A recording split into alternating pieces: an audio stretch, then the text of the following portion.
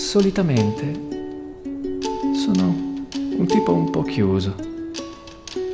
Diciamo che prima di aprirmi ho bisogno di instaurare un rapporto di confidenza con chi decide di affidarsi a me.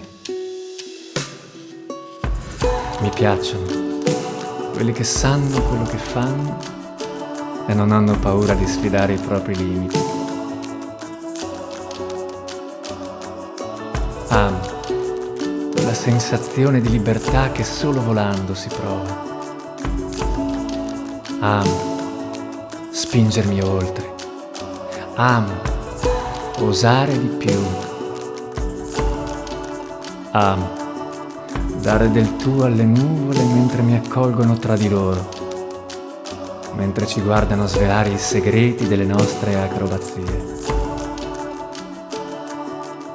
Uno come me non fa altro che guardare le cose da un punto di vista diverso, perché la strada per la libertà è dappertutto, basta volerla percorrere. Chi sono io? Chiamatemi Max.